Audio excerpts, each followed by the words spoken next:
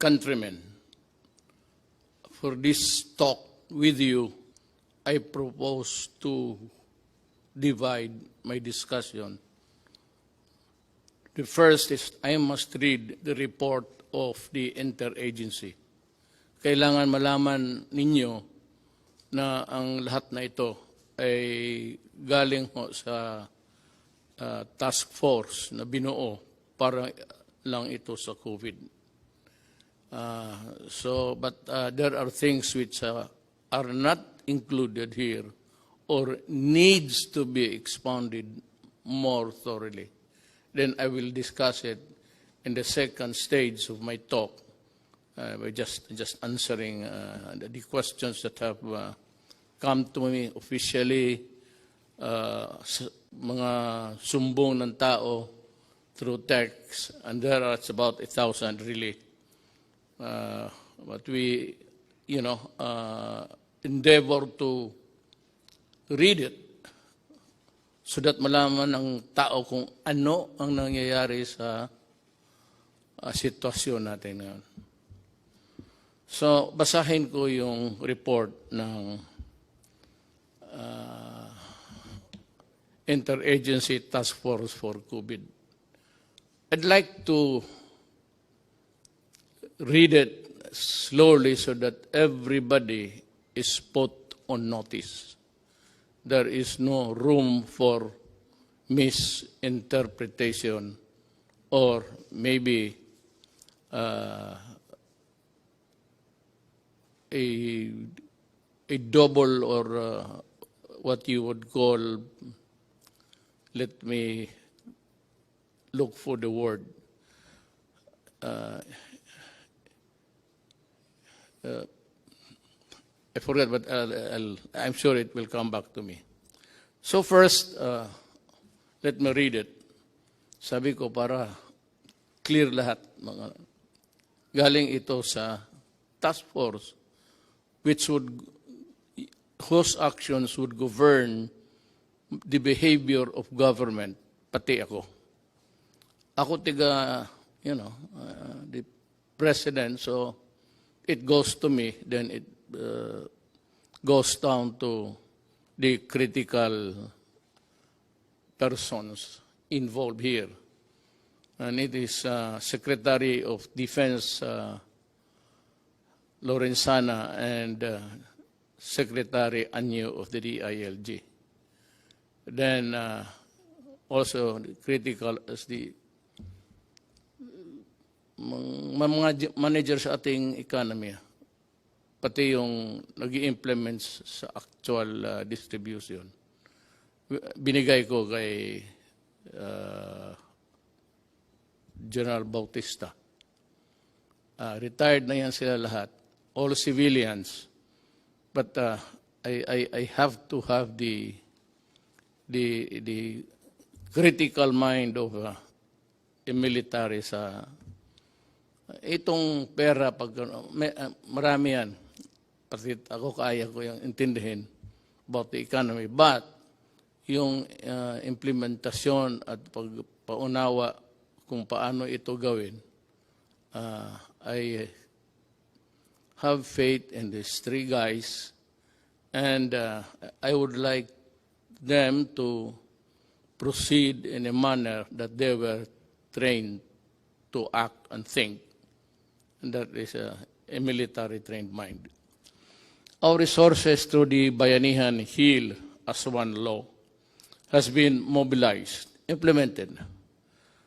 Yung iba nakatanggap na, yung iba wala pa.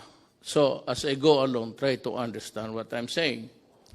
I am reiterating that our most vulnerable citizens, especially the poorest of the poor, must receive the government's assistance immediately o hindi patayan sa gutom.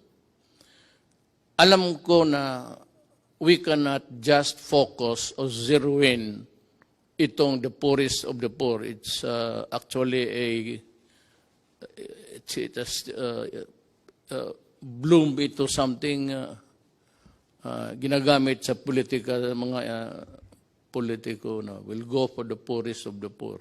Pero yan talaga ang totoo. marami ang may gusto. I will discuss it when I reach the point raised by Governor Remulla of Cavite, which I think is valid. We'll try to remedy whatever kung may pulot pa tayo sa daan. The economy is not moving, stand still, so wala tayong kita. Ang ginagamit natin, ito na yung nireserba natin na pera. Ang pinagyayabang ko na may pera tayo, it's 300 billion. Mabutit na lang nandyan talaga. Kaya kung hindi, kung minaldas ko yan ng mga project na karamihan naman kukurakot, mas mabuti pa, sabi ko, na itong pera na tinago ni Dominguez, pero may order na ano ka, tipid ka talaga, tipid tayo. Hindi natin ito pera, tipid. So that's what we do in the cabinet. I am really, alam nila yan, and you can ask all of them. Allergic ako sa paghingi na ng pera ang project ng mga cabinet members. Yung iba, hindi ko talaga pinipirmahan. Ayaw ko lang sabihin, may iba dito involved sa 270 billion. Sabi ko kay Mijaldia, kindly tell the cabinet member that I am not signing his program. Not because I do not trust him, but talagang isali na lang natin sa lahat kasi kukulangin tayo. Tapos yung poorest of the poor, yun namang hindi poorest of the poor, magrereklamo yun kasi sila, yung minsan yung nang umuupa lang ng bahay, kumikita ng buwanan. Yung poorest of the poor, yan yung araw-araw na hindi makakain kung hindi makatrabaho or wala ng trabaho. Ito namang ang tawag natin na sa middle income, yung kanila, nakaupa lang ng bahay na medyo maganda sa subdivision, then may kunting pera sila para dideposito nila for the rainy days. Now, what is really very sad is that the rain has arrived. Yung save a penny for a rainy day, dumating sa ating generation. Hindi natin gusto yan. Ayaw kong magkulong ng tao. It gives me nightmares thinking, kaya pumayat. Kasi ako, pag nagising ng gabi, pag umihi ako, hindi ako bumabalik sa kama. Diretso ako sa lounging chair. At mag-isip na ako, maabutan ako ng daybreak, magtingin ako sa labas, sa bintana. Paano ko? Sa akin lahat maghiram, the 100 billion pesos for 1 month or the 270 billion pesos for 2 months yan, nakaprogram na as earlier estimated is not enough. I'm calling on the Secretary of Finance to generate. Magnakaw ka, maghiram ka, walang pakialam, i-produce mo yung pera kasi pag naubos na ito,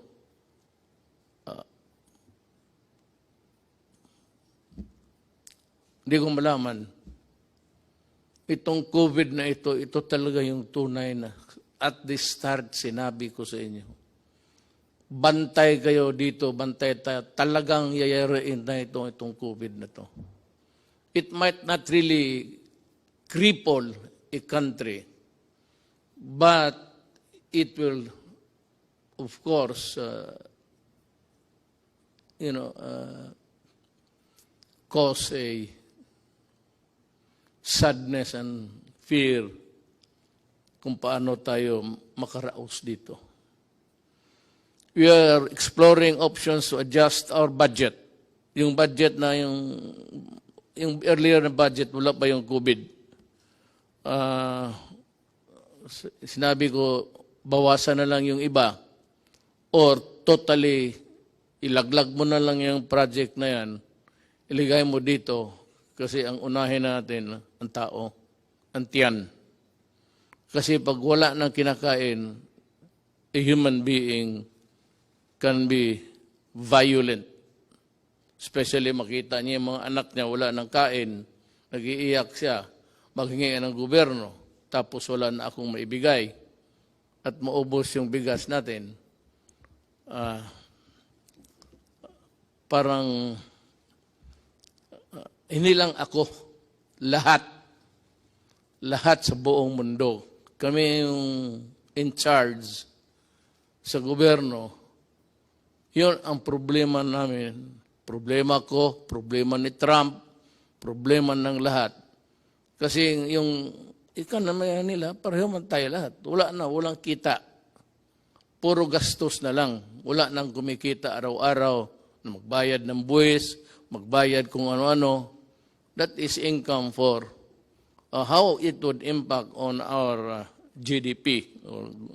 Yung GDP is just yung income ng ekonomiya based on the income ng gobyerno. That's what it's all about, actually.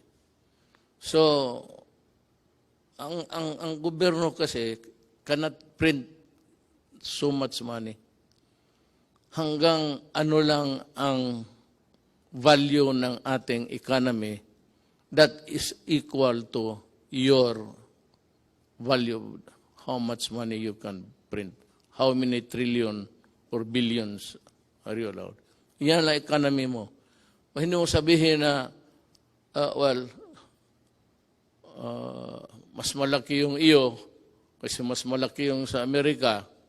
Sa Amerika naman, may trabaho. Lahat nagbibili ng eroplano, bala, kasi gusto ng gulo.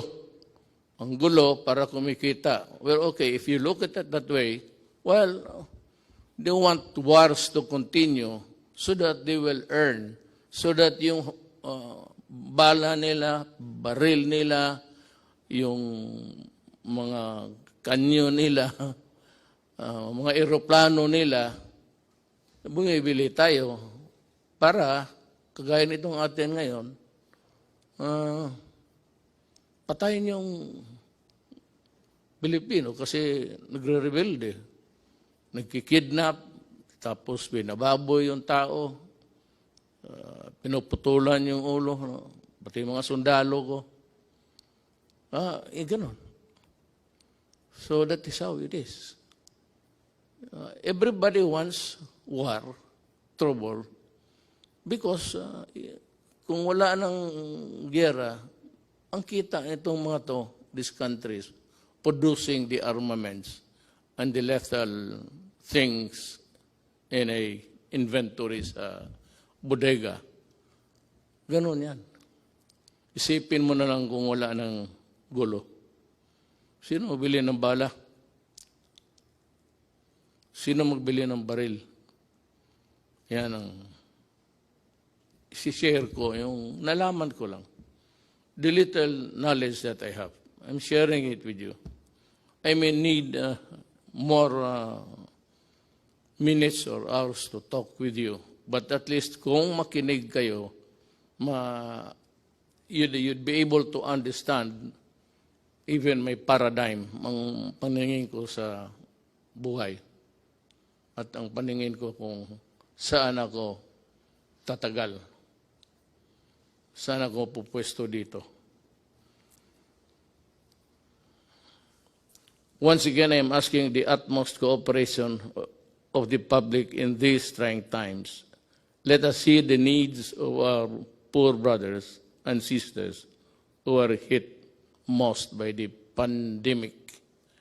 You know, lahat tatamaan ito.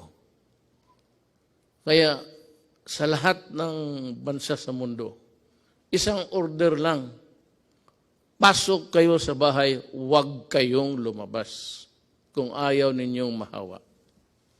But for those people, Filipinos, who have to, go out to earn a living sa mga palengke, makikita mo naman, nobody's obeying the order. And,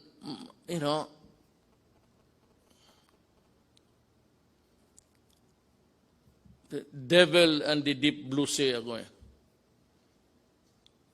Paano, ibawal ko, huwag silang magtrabaho, lumabas. Hindi kakain yan. Mabutit na lang nga, hindi na humihingi sa iyo. Pero ngayon, kung talagang higpitan mo, which is really the advice of all governments, lahat ng gobyerno, ito ang sinasabi. Go inside your house and lock it and do not come out until the pandemic is over. When? I do not know. Ano ba itong, bakit ba itong gobyerno na to hindi niya ma-solve?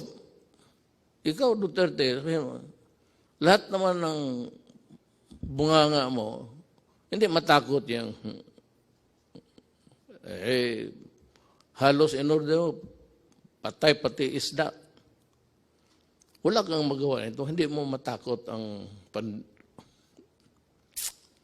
COVID ho is science. Period. The reason why we are ordering you inside the house is also science. Period. Hindi ito kalaban na galing sa it's a goddamn microbe that's crawling all over the world. Sa Amerika, marami na ang patay. Italy, ang France, in one day, or was it Italy? In one day, 500 ang patay. So it's a deadly thing. That is why, huwag kayong lumabas. Kasi, alam mo ito, it's in the air. And I hope you were able to see the Japanese experts science paano mag-transmit. Kung kaharap ka lang ng ganun dito, less than 10 feet away, then I sneeze, mag-atching, mag-ubo ako. Tapos tinignan nila sa infrared, pinatayin lang yung ilaw, tapos tinignan nila at tapos naglagay sila ng dami. Pag makita natin, nakita ko this morning, early, paano lumilipad yung sumasama sa hangin. Kaya mag-mask kayo. Kasi pag nahigop mo yan, it's in the breath. Lahat naman tayo humihinga. Pag nandiyan ka, less than 10 feet, may hangin, dadalhin yung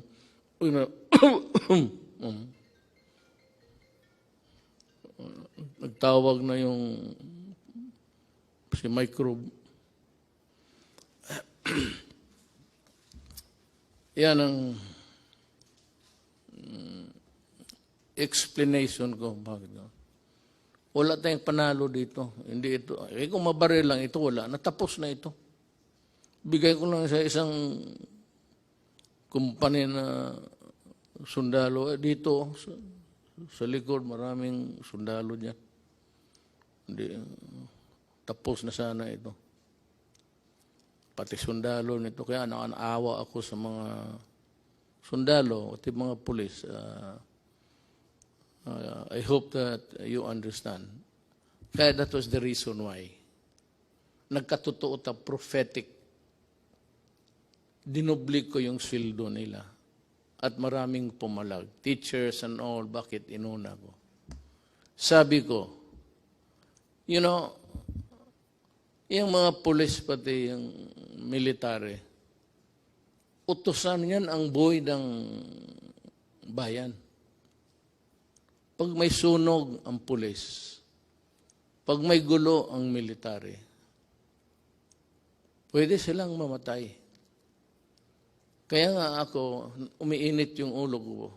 Pag sinabi ng mga, pinuputol yung sabi ko, I said I was laying down the predicate. Alam mo yung mga tao talaga, yung mga opisyal, mga former generals pa, ikakat nilang paglumaban at ang buhay ng pulis or military nasa alanganin, bumaril kayo at sa ulo mo, kundi aabutan ka. And the classic example was yung sa Caloocan. I think it was about 2 months ago. 8? Or was it last year? Yeah. Nilapitan niya yung adik. May dalang knife. Lumapit ang pulis. Lumapit rin, lumaban. Naunahan pa ang pulis na saksak, patay.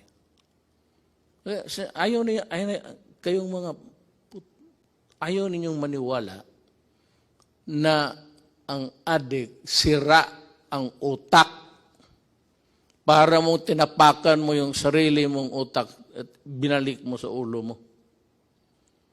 Puro ulol yan. Kaya lahat naman ng pumasok dyan, talagang ulol. Kaya magmanaalanganin yung gobyerno. I will not allow na mamatay yung puli o sundalo o civilian tapos mabubuhay itong mga kriminal, mga adik. Ngayon magsabi kayo, COVID ngayon, quarantine, magnegosyo kayo.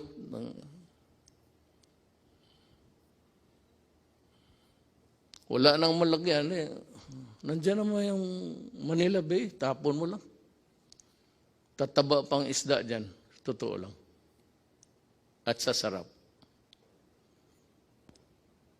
Sinabi ko na sa inyo, huwag. No, ngayon, it's a thing which is, I said, rampaging all throughout our country. And every country for that matter. Huwag ninyong subukan ang gobyerno kasi pati ang gobyerno desperado na. Ako desperado na rin. Sabi ko nga, nakatutok ako sa bintana. Makita ko na lang kaya may tulog ako. Kanina nagising ako mga 3 plus. Pag 2 beses ako before getting to bed, and once, talagang mag-ihi ako 1 beses, umaga. Yung gabi, no, magising ako.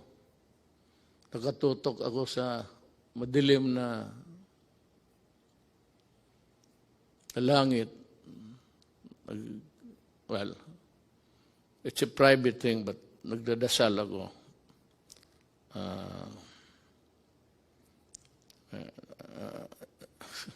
Basta nagdasal ako para sa bayan ko. Kasi yung iba-iba ang Diyos nila eh. My God is the true God. It's only one God. Doon lang ako na, hindi ako nag-ano ng iba. One God lang ako para isang salita lang. Hindi na marami pa akong intermediary. Parang santo, checkpoint yan. Diretso ako. So hindi na ako nagsisimba. At ang Diyos ko is God the Father. He's only one.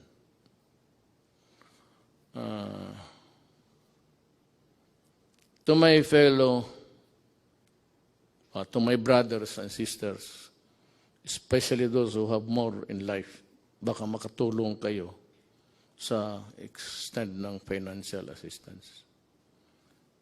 Kung hindi mo na masyado kailangan at alam mo na may minagugutom, bigay mo na lang para hanggang maubos ang may border yan eh. Tulong mo hanggang dyan lang. Ang gobyerno, ganun. I would like to be honest. Ang 100 billion pesos per month, 300 yun. So, ang 100 billion pesos budget or 270 billion pesos for 2 months as they are estimated. Hindi talaga tatagal yan. It's like water, spring. Ewan ko itong Pasig River, how long it would. But long after wala na tayo, siguro yung Pasig nandyan pa yan. Pero hindi yan kagaya ng ating gobyerno na walang katapusan ang pera. Your money, money ko, money ng mga sinong may deposito sa bangko. Pag ginastos ko yan, mauubos talaga yan. Wala namang kita eh, puro bigay na lang. So that is a problem. Kaya sana, Bisaya pa, dili na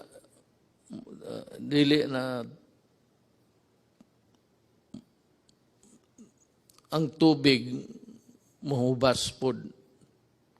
Maybe this Pasig would take about 500 years to dry up, but it's not forever. Kaya, intindihin ninyo ako. Kaya kung may pera lang talaga, hindi ko hawakan yan. It is not my money. Hindi ko naman pwede manakaw. At kung manakaw ko lahat, anong gagawin ko sa pera na yan? Ang edad ko, I just turned 75 last month. With the remaining years, anuhin ko yan. May I ask itong, sige na, corruption, walang, ngayon itong mga nagpa-posturing, may sabihin ka, ang sentence mo, pulisya na, ang sabihin lang niya, bawal yung magpatay ang pulis. Nasira tuloy kung ano at bakit ka pwedeng patayin.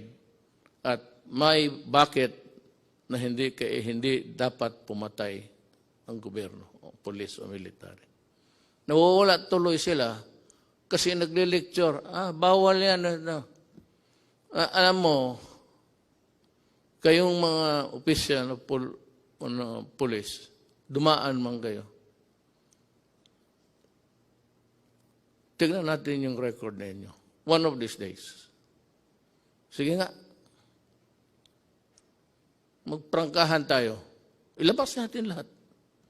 Ilabas mo kung ilan ang pinatay ko. O ilan ang kabit ko. At ilabas ko rin kung ano kayo. At sabi nagpapahiro. Stop it. Kukurnihan ang mga tao niyan.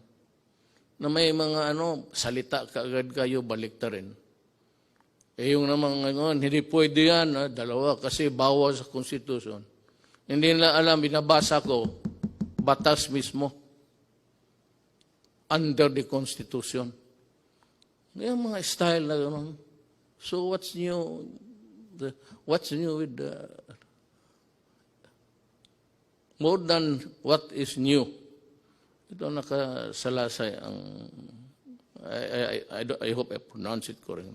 Nakasalay ang bayan natin sa pag-unawa sa ating isa't isa. Wala naman akong makuha sa inyo. Nagbabayad ako tuloy. Pati ako binabayaran. Daldal kayo ng daldal. Wala naman, alam ninyo, wala namang income. So, sino pinaparinggan ninyo? Sino yung trying to be smart elect. Yan ang nasa gobyerno ng yung iba. No, do not compete with me because you are not a lawyer and a lot of you, no, you do not know your law. Kapag sabi ko ako, fiscal ako, 8 years ako nagtatrial. Lahat, anong kaso, rape, murder, police, pinatay, police, nagpatay. So, huwag kayong mag-compete kasi may kulang eh. Tapos yung kulang ninyo, I will supply it and then ma-insulto kayo. So next time, look for a valid issue. Kung yung, basta may sinabi ka, lalo na yung favorite na extrajudicial death, lukso ka agad, maraming magsalita. Para lang makasalita. Wala namang ginagawa. At hindi naman nagawa. Nung nandoon kayo. You know?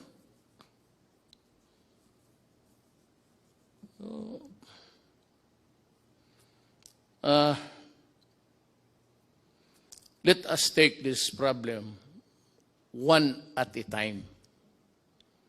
Ngayong itong buwan, ito tutok lang tayo dito. Meron yung one ka-program for the next month. Pero kung gamitin ko yan ngayon at wala akong makuha, sa pagdating ng next month, saan kukuha? Sabihin ng Kongreso, binigyan ka na nga namin ng bilyon-bilyon. Yan ang bilyon-bilyon.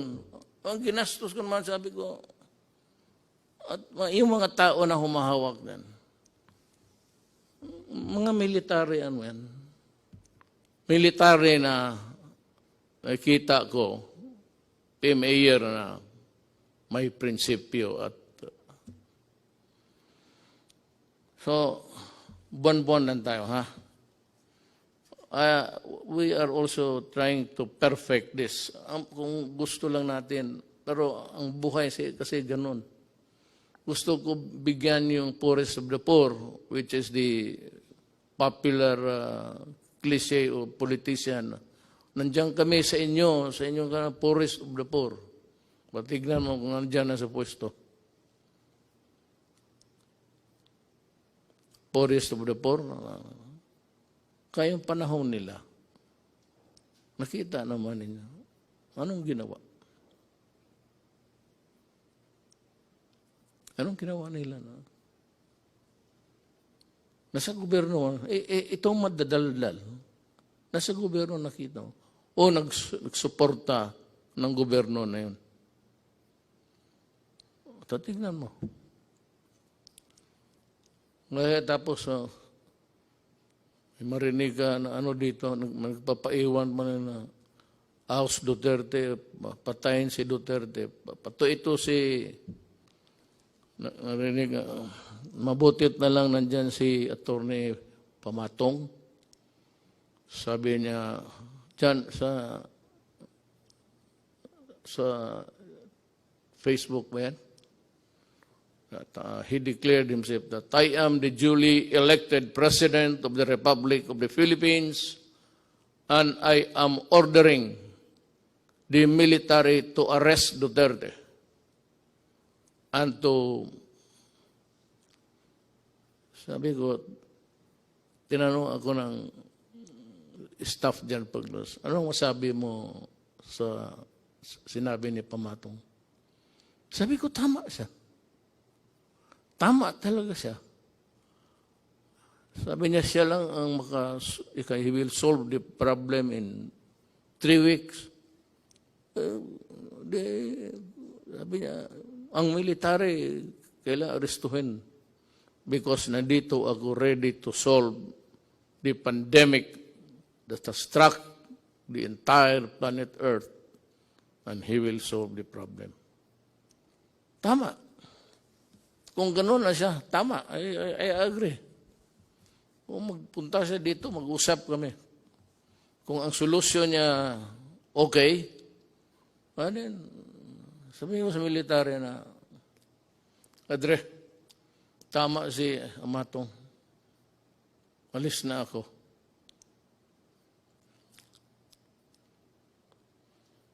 yung private sector, kung makatulong lang kayo. Alam mo bakit? Hindi yung private sector na yung buwanan lang rin ang sweldo pero may bahay, either financing o umuupa sa category. Unfairly though, middle class na yun sila. So sila, sinulatan ako ni Governor John Vic Remulla. He said, among the memo dumating sa akin is, humingi nito, among them is Governor John Vic Remulla, who is appealing to include the middle class in their constituency because kailangan rin nila. Ako, I agree. I know the political, economic horizon of the country. At least, nung akin lang, yung maliit kong sabi ko, hindi ako nagyayabang, maliit lang yung akin, how I deal with the problem. Alam ko, at kung maari lang, isali ko sila. But can they be included in the 270 next month? Hindi nga eh. 217, yun yan. 300,000 minus 270. Yan ang maiwan. Kasi, yung sa estimate namin, hindi nga namin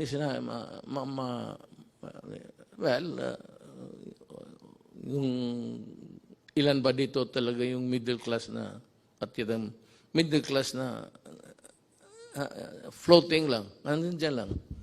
May, just making what's tapos to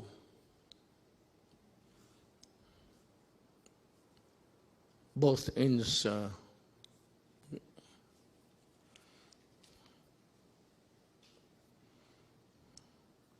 alam mo, ang sagot ko kasi dito, sagutin ko na lang. Ang solusyon nito is vaccine. Walang iba.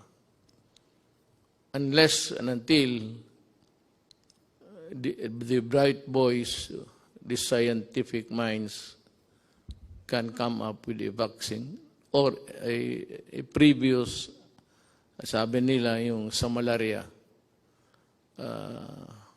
I remember yung tatay ko. May tinamaan ng malaria yun eh. Panahon ng gera. Kita ko siya yung mag-shake para talagang parang addict. Ano yung anti-malaria, I remember. But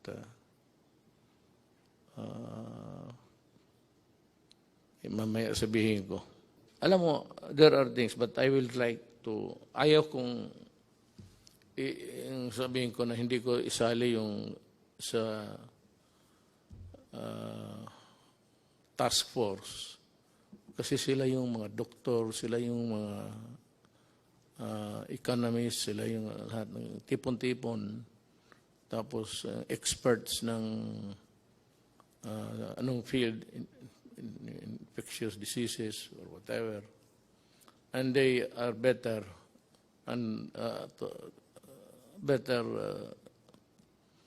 to be there to help solve the problem. Tayong ako abogado, wala talaga ako.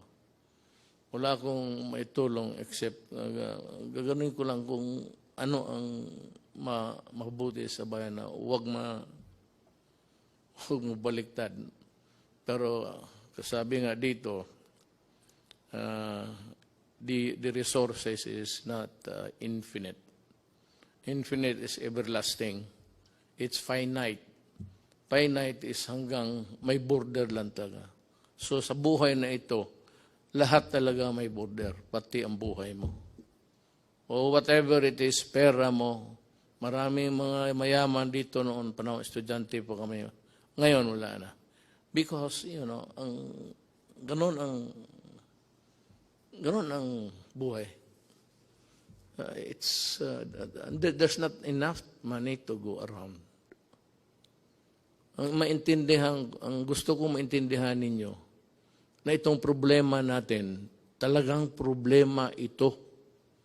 Kung ayaw ninyong maniwala, edi kayo, basta ang pangkontra nito is stay home at huwag kang mahawaan because it's in the air. Nandyan sa hangin eh. Pero hindi niya magtagal yung mga virus sa labas, sa init. Pero nagkukontaminate yan madalas yung itong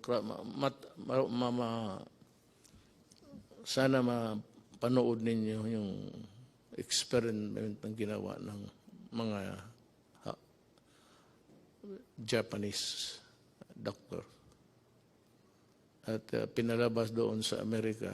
Ang Amerika talaga ang nawalop. Maraming patay sa Italy, Spain, France, pati Amerika. Ngayon, bumaba ang patay nila. Pero the prediction is really dire.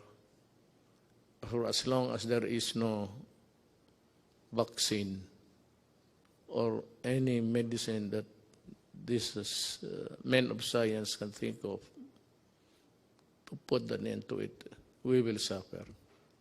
Hindi ko alam kung kailan kayo, sabihan ko sa inyo, bahay lang kayo. Hindi ko alam kung kailan ako makahatid ng pagkain sa lahat. Hindi ko alam kung saan ako magkuha ng pera. Hindi ko alam kung ano ang ipagbili ko na kung may magbibili.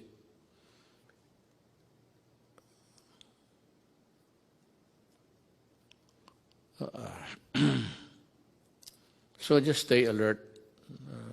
Makinig tayo sa, hindi ito trabaho ng abogado ha. Trabaho ito ng mga medical experts pati men of science. Hindi, kami, I just happened to be here. I just happened to be here. To my chagrin, maybe. Bakit sa panahon ko tumama itong mas matindi ito sa gira. Walang kalaban eh. Hindi mo makita. Nakita mo pati lahat, pati Taliban, takot sila. Lahat. Kasi yung pawis ng sagaran mo yung pawis, yung distance rule, social distancing. Okay, I just say, distant rule. Isundin lang ninyo. Kung hindi ninyo masunod, well, I would say na, hindi naman kasiguro kayo mamamatay. I hope not. I hope that you will not get sick. I hope that you will not die. Alam mo bakit kung mamatay ka? Sabihin ko sa iyo, galing hospital o kung saan ka clinic, your body can only be handled by people who are fully protected. Hindi ka na makahawak kung sino yung namatay. Ayoko nang magbanggit ng ano pa. Basta kung sino yung namatay, hindi mo mahawakan. Balot, diretso yan, tapos diretso sa sunugin crematorium. Hindi ka nga makaburol. You will not be allowed na magburol ka ng isang tao na matay sa COVID. Sunog talaga yan. Kaagad. Ora mismo. Hindi mo na makita. Makita mo na lang sa malayo na yan, kinakarga ng funeraria, car, funeral vehicle. Pero hindi ka na makalapit. Baski mayaman o mahirap. You will not be allowed to go near, touch whatever it's, wala, diretso na. At walang libing yan. Sunog. Kaya I am forced to say this because dapat ninyong what is really at stake. At ano ang, kung hindi kayo magsunod. And as I have explained, it is like yung kadena de amor. Habang may driver mo o magpunta siya sa utusan mo, mahigop niya, bumalik siya sa kotse mo, magsakay yung anak mo, ikaw, makuha mo. Hindi na siya kailangan mag-atching pa. Yung breath niya, yung ginawa niya, nasa kotse, yun. O anak mo, payagan mo, mag-socialize, mag-inuman, tapos may yung isa, may tama pala, kasi ang tatay niya galing sa tapos isang kwarto, hindi niya alam na delikado yung enclose, mabuti pa buksan, aircon ka, buksan mo. Ano ko lang yan, kasi yan man sinabi ng Hapon. Ganun ang interpretation ko. Ngayon, kailan matapos ito, Duterte, ang paghirap mo sa amin? Hindi po. Handa po akong, sabi ko, kung totoo yung pinapahirapan ko yung Pilipino, anytime po, sabihin ni Amatong bababa na ako, at sinabi ng military, totoo yan, subukan niya itong 3 weeks. Okay. Wala naman akong dyan para makatipid tayo sa bagay, wala nang burol na. Hindi yan yung patay mo na tatay, nanay, anak, asawa, na iburol na mag-iiyak ka para magbisita. Hindi mo nga makita hanggang distansya ka lang. Hindi ka maglapit. Parang robot yung dyan lahat sila lang pwedeng humawak, sila lang pwedeng magpasok doon sa burner ng katawan. Sila lang. Ikaw, tingin ka sa malayo. Yan ang consequence ng COVID. Ayaw kong sabihin yan. Pag yan ang totoo. At kung maniwala kayo o hindi, kung ayaw mong maniwala, di magpakamatay ka, makita mo kung saan ka dalhin at papaano ka. You are not even buried.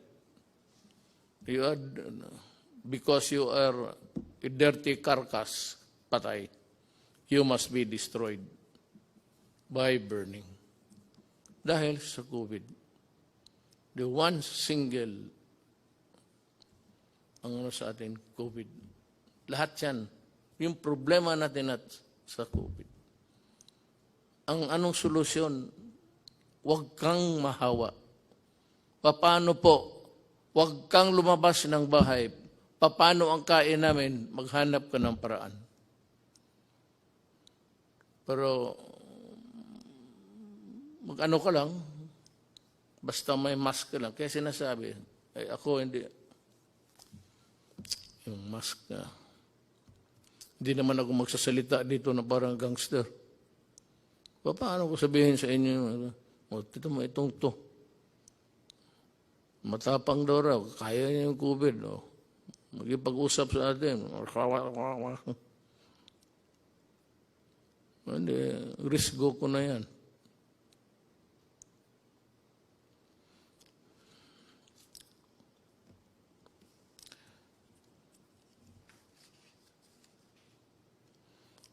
It's this being the Holy Week, I am calling on the nation to come together this Holy Wednesday afternoon and pay tribute to the indomitable spirit of the Filipino and unite in one prayer to God to fight our common enemy. May dagdag, nag-improve ba tayo? I really do not know. How many died today? I have no, hindi ko alam kasi per ora yan eh. Pero sana,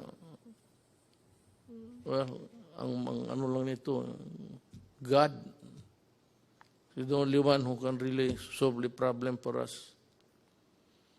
Ang tulong ba sa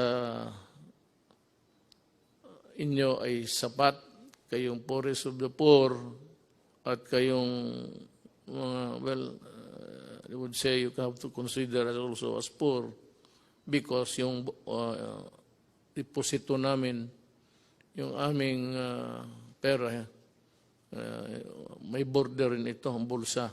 Hanggang dyan lang ako. Kaya na-discuss ko sa inyo. Pero kung pagkain, may makain ba tayo?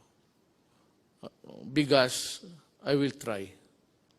I will try. Maghanap ako paano ang paraan. The greatest danger dito is doon tayo bumibili sa kanila. Ayoko lang sabihin I do not want to mention the country. But kung sabihin nila, alam mo, sabihin ko magbili pa ako kasi maubos na. Sabihin nila na, sorry, ito, hindi namin alam kung gaano katagal to. Mag-i-reserva lang namin. Maya na, pagkatapos sa COVID, pwede kang pabilihan ito. So, kailangan ng categorical statement from me, coming from the Interagency Task Force. Ang lockdown, wala talagang solution. Pero kung ayaw ninyong maniwala, take the risk. May mga tao rin talaga, alam mo sa totoo lang, I'd want to be, hindi ako nagbabastos ng tao. And just trying to explain to, sinishare ko nga sa inyo kung ano ko yung nakuha sa buhay, na pag-aralan ko sa buhay. Not necessarily sa eskwelahan. Alam mo, kung magdating ito, talagang maging crisis, hawa dito, hawa doon. Yung SARS, hindi nagtagal, tinignan ko, maraming namatay sa iba. Pero dito, wala masyado. Ang sabi ko lang, I am not posturing a position here. Baka talagang mali ako. At ito namang dependent to look for a yung statement na dangling para makapagsalita ang bunganga. Hindi ko, I am not, pero baka yung init something to do with it. I hope, that's just my prayer. There are a lot of people also coming up with that kind of thinking that maybe yung weather, climate, temperate zones, tropical, init, makatulong. So yan ang hiningiyo ko sa inyo, yung panawagan ko. Be patient at intindihin ninyo kami sa gobyerno. We would appreciate it. Yung ano lang, mag-intindi lang, patient, huwag kayong masyado. Total, kung sabihin ko na talaga na wala na akong magawa, then magplano ka na kung anong gusto mong gawin. When the resources are all exhausted, and the pandemic would claim millions of lives. I hope really, and I pray that it will not. Pero kung ganon, wala na akong magawa. Malapit na. Ilang buwan lang ang reserba natin.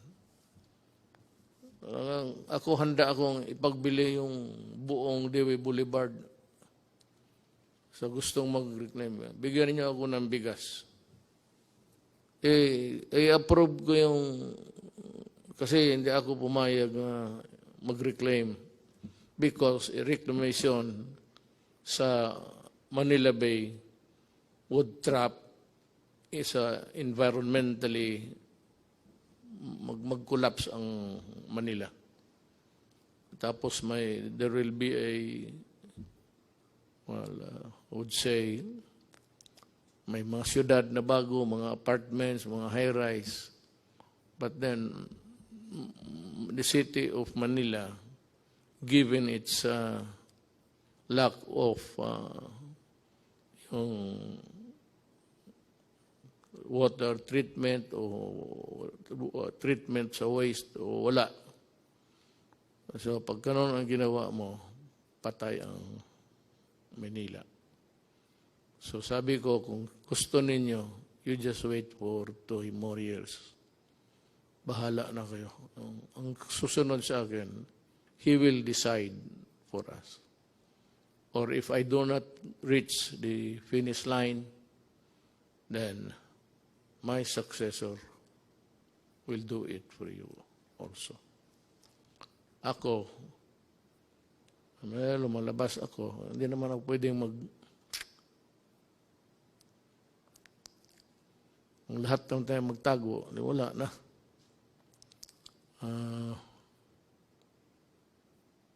I have also to magsusugal rin ako. If you really want to know, we have discussed it actually, even before this. We are inclined to extend the lockdown up to April 30. Tignan natin after that. In the meantime, magdo-double time kami. Doon sa tinatawag ninyong middle class. How is it defined or arrived at correctly? We will talk about this. I address myself to the people who have the money now to help. Pati yung mga employers. Alam mo, tulungan ninyo ang gobyerno, ang bayan natin. Kasi pag bumagsak ang gobyerno, bagsak kayong lahat. Sabi ko nga, I end this with a prayer. Gusto ko lang masabi rin ano nga sa utak ko para maintindihan rin niyo ako. At sana, next time I would talk to you, baka mag-improve na ang situation. Whatever be the correction, kung makorek itong, it's an anomaly sa ating buhay sa mundo. May ganun eh. So, if it can be corrected, lahat naman tayo, we only did if it's time. He created the world, planet Earth, and if God wants it ended, so be it. Salamat po.